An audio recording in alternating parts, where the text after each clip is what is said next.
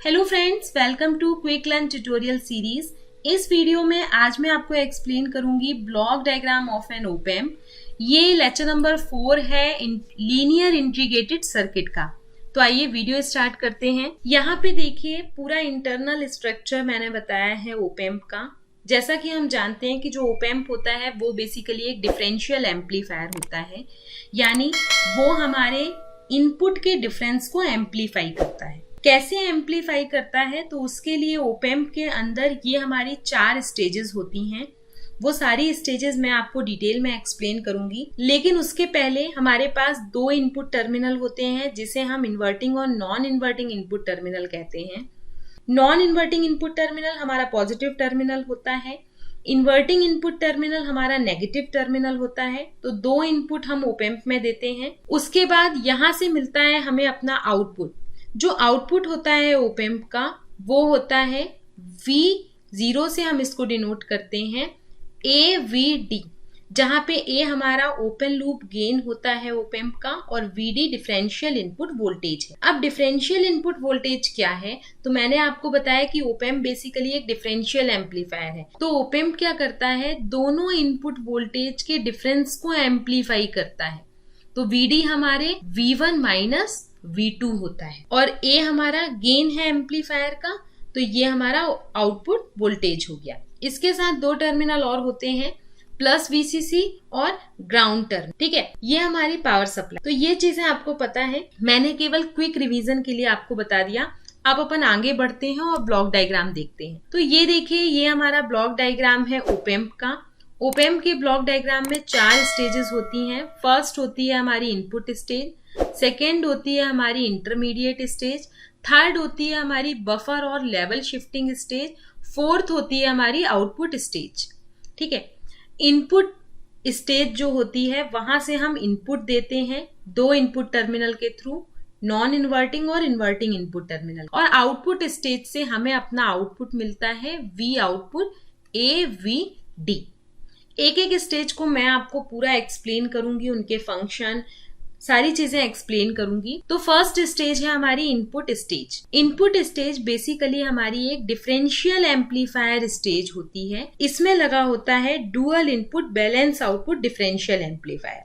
ठीक है, dual input मतलब यहाँ पे हम 2 इनपुट अप्लाई करते हैं इस स्टेज में। 2 इनपुट हम कौन से अप्लाई करते हैं, नॉन इन्वर्टिंग इनपुट और इन्वर्टिंग इनपुट। ठीक है, इन दोनों इनपुट को हम अपने डिफरेंशियल एम्पलीफायर में देते हैं, इनपुट स्टेज में देते हैं। ये इनपुट स्टेज हमारे इन इनपुट के डिफरेंस को एम्पलीफाई करती है और हमें बैलेंस आउटपुट देती है। बैलेंस आउटपुट का मतलब है, आपने डिफरेंशियल एम्पलीफायर अगर पढ़ा होगा तो कुछ इस टाइप से डिफरेंशियल एम्पलीफायर हमारा होता है। ये यहाँ पे हम 2 ट्रांजिस्टर का यूज करते हैं, ये हम BJT का यूज कर रहे हैं। यहाँ से हम V1 इनपुट वोल्टेज देंगे, यहाँ से V2 इनपुट वोल्टेज देंगे और इनके जो कलेक्टर होते हैं यहाँ से हमें अपना V आउटपुट वोल्टेज मिलता है। तो ये हमारा एक डिफरेंशियल एम्पलीफायर है, dual input balance output differential amplifier है, जिसमें हमने 2 इनपुट टर्मिनल से इनपुट वोल्टेज दिया है और यहाँ दोनों कलेक्टर से हमें आउटपुट मिलेगा। तो इसीलिए आउटपुट हमें 2 टर्मिनल से मिल रहा है, इसीलिए इसको हम कहते हैं dual input balance output differential amplifier stage. ये जो एम्पलीफायर स्टेज है, सबसे पहला काम है इसका नॉइज रिजेक्ट करना। जो भी इनपुट टर्मिनल से नॉइज आती है उसको रिजेक्ट करती है। दूसरा काम होता है इसका हाई इनपुट इम्पीडेंस प्रोवाइड करना। ये स्टेज हमें हाई इनपुट इम्पीडेंस प्रोवाइड करती है।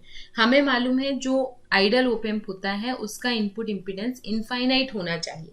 जितना अच्छा इनपुट इम्पीडेंस होगा, जितना हाई इनपुट इम्पीडेंस होगा, उतना जो वोल्टेज आप दे रहे हो इनपुट टर्मिनल से वो पूरा का पूरा वोल्टेज हमारे ओप एम्प में अप्लाई होगा। ठीक है, तो हम चाहते हैं RI शुड बी हाई। तो हाई इनपुट इम्पीडेंस प्रोवाइड करती है और हाई वोल्टेज गेन प्रोवाइड करती है, क्योंकि हमें मालूम है हमारे एम्पलीफायर का गेन भी हमेशा हाई होना चाहिए। तो ये तीनों काम, noise rejection, high input impedance provide करना और हाई वोल्टेज गेन प्रोवाइड करने का काम हमारा होता है फर्स्ट स्टेज का, जो हमारी इनपुट स्टेज है dual input balance output differential amplifier stage. अब नेक्स्ट स्टेज देख लेते हैं। जो भी हमारा आउटपुट होता है इनपुट स्टेज का, ये हमारे इनपुट स्टेज का आउटपुट है, ठीक है, फर्स्ट स्टेज का आउटपुट है।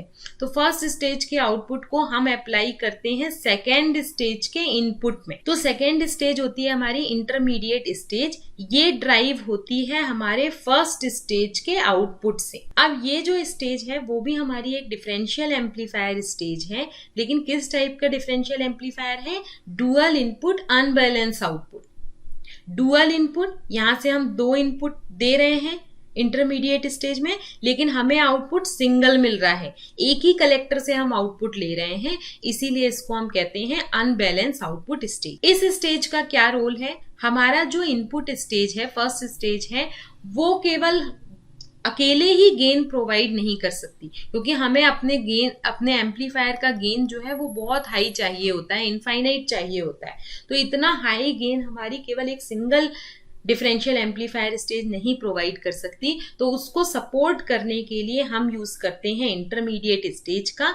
ये स्टेज हेल्प करती है हाई गेन प्रोवाइड करने की, तो ये इसका सबसे इंपॉर्टेंट रोल है। अब थर्ड स्टेज है हमारी buffer and level shifting stage.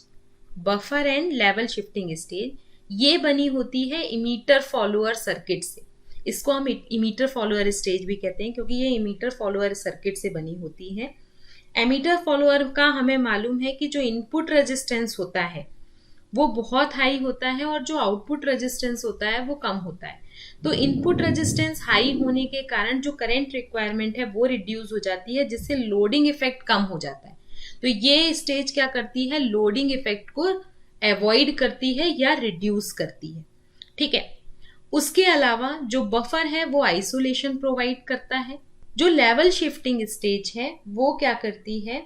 जो भी हमारे इंटरमीडिएट स्टेज है उसका जो आउटपुट है वही हम देते हैं अपनी लेवल शिफ्टिंग स्टेज में।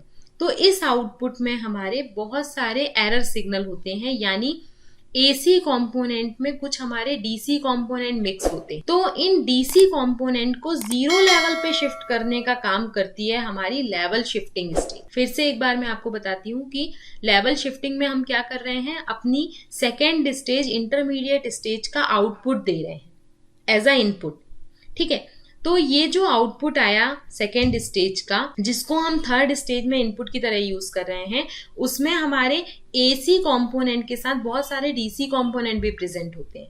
तो ये डीसी कंपोनेंट हमारे एरर सिग्नल कहलाते हैं। तो इन एरर सिग्नल को 0 लेवल पे शिफ्ट करने का काम करती है हमारी लेवल शिफ्टिंग स्टेज, ठीक है। तो set DC voltage level to 0।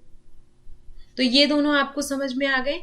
उसके अलावा हाई इनपुट रेजिस्टेंस प्रोवाइड करती है, क्योंकि मैंने अभी आपको बताया कि जो एमीटर फॉलोअर होती है उसका इनपुट रेजिस्टेंस बहुत हाई होता है और आउटपुट रेजिस्टेंस कम होता है। तो हाई इनपुट रेजिस्टेंस प्रोवाइड करती है, लो आउटपुट रेजिस्टेंस प्रोवाइड करती है, लोडिंग इफेक्ट को कम करती है और डीसी लेवल को 0 पर सेट करती है। ये इसके मेन फंक्शन है थर्ड स्टेज के। अब नेक्स्ट है हमारी फोर्थ स्टेज, आउटपुट स्टेज। तो जो भी आउटपुट होता है हमारी थर्ड स्टेज का, उसको हम इनपुट की तरह यूज करते हैं फोर्थ स्टेज में। ये स्टेज होती है हमारी कॉम्प्लीमेंट्री पुश पुल एम्पलीफायर की स्टेज, यानी यहाँ पे हम एक पुश पुल एम्पलीफायर का यूज करते हैं। और पुश पुल एम्पलीफायर का हमें मालूम है जो आउटपुट रेजिस्टेंस होता है वो कम होता है, ठीक है। तो ये डिक्रीज द आउटपुट इम्पीडेंस, हमारे सर्किट के आउटपुट इम्पीडेंस को डिक्रीज करती है। और अगर आउटपुट रेजिस्टेंस या इम्पीडेंस डिक्रीज होगा तो क्या होगा? पूरा का पूरा करंट जो यहाँ से फ्लो हो रहा है वो हमारे आउटपुट में चला जाएगा, यानी rise the current supply to the output. हमारी ये स्टेज जो है वो करंट सप्लाई को इंक्रीज करती है आउटपुट में, जिससे आउटपुट का वोल्टेज लेवल भी इंक्रीज हो जाए। तो ये 3 मेन फंक्शन होते हैं हमारी आउटपुट स्टेज के, यानी पुश पुल एम्पलीफायर की स्टेज। तो इससे हमें आउटपुट में एम्पलीफाइड आउटपुट मिलता है, AV। तो ये बेसिक ब्लॉक डायग्राम है ओप एम्प का, जिसमें मैंने आपको सारे स्टेजेस और उनके फंक्शंस डिटेल में एक्सप्लेन किए। तो होप आपको वीडियो पसंद आया होगा। अगर वीडियो अच्छा लगा हो तो इसे लाइक करें, सब्सक्राइब करें और ज्यादा से ज्यादा फ्रेंड्स के साथ शेयर करें। Stay continue, keep watching, keep supporting, bye bye.